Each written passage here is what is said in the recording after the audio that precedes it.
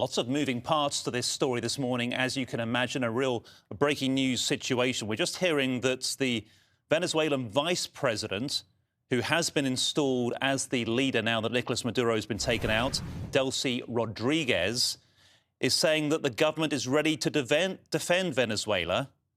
And this seems to be in direct contradiction to what US President Donald Trump was saying earlier, that she's been installed with their permission and that the US is essentially running Venezuela during the transition of power. Rodriguez has condemned what she called armed aggression against our country, saying Venezuela's Defense Council has been activated, as we see live pictures of the capital, Caracas, looking a lot more peaceful now. And she's had a comment for the Venezuelan people saying there is a clear government here, seeming to talk about herself and Venezuela. Let's get off to our CNN reporter, Kevin Liptak, who's got the latest for us now. Kevin, this really is changing all the time. Let's go back to what we do know and details about that extraordinary military operation. What more can you tell us? And what we heard from the president today was a lot of details about how all of this came together. You know, our understanding is that a CIA team was working clandestinely inside Venezuela starting back in August, trying to track Maduro's movements, learn more about sort of his day-to-day life so that this operation would be able to proceed seamlessly. The president ultimately gave the green light here, you know, some days ago, but weather prevented it from going forward, and then it wasn't until last night at 10:49 p.m. Eastern time here in Florida that the president gave the final go-ahead. Ultimately, it wasn't very long that these American forces were on the ground in Caracas. They landed at about 1 a.m., and they took off about 3:30 a.m. after, you know, dragging Nicolas Maduro out of his house, stopping him from fleeing to his safe room there,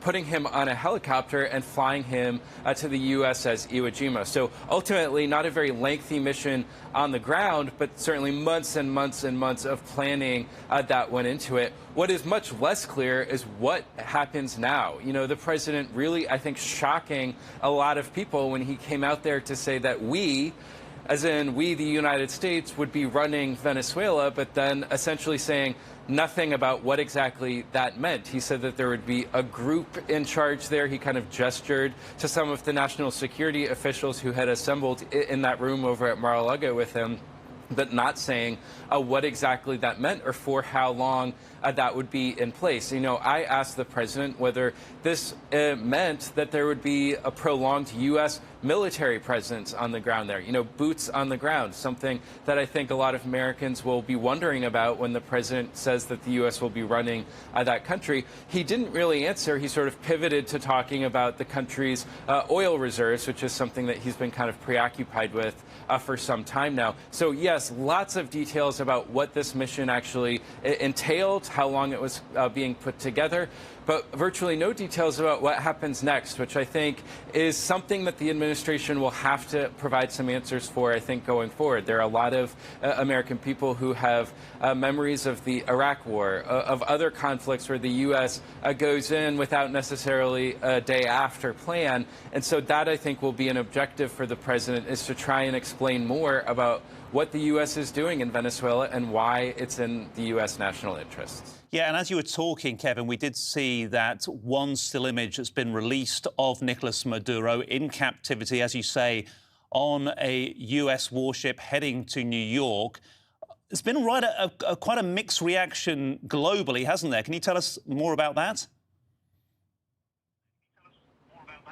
Yeah, you've heard, you know, concerns coming from some of the U.S. allies in Europe, questions about the legality of all of this, questions about what it means for stability in the Western Hemisphere. You've also heard concerns from members of Congress who were not consulted about this at all ahead of time, even from some members of the president's own party who wonder how this comports with his promise to keep the U.S. out of foreign entanglements, out of foreign wars. You know, that's something that he ran on pretty intensively when he was a candidate. And so there is criticism, I think, coming in about how all of this will be handled. And I think, you know, oftentimes when the United States tries to engage in action abroad, it does try and create sort of, the so-called coalition of the willing. Some more successful than others. It doesn't appear as if any efforts were made on that front when it came to Venezuela. I think perhaps recognizing that the president wouldn't have the support of some of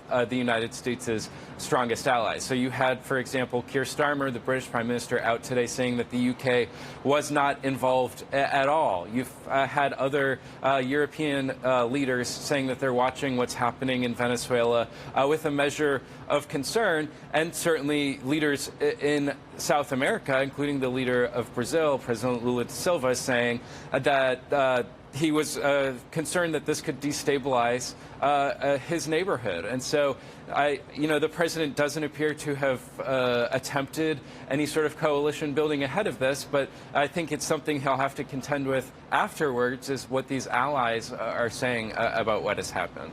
Yeah, and I think the president was trying to make the point, wasn't he, in that press conference, that they didn't consult with international allies for operational reasons to maintain the secrecy. It sounds like it was a stunning military success. There were further attacks planned that weren't needed because of how swiftly and successfully special forces conducted the operation.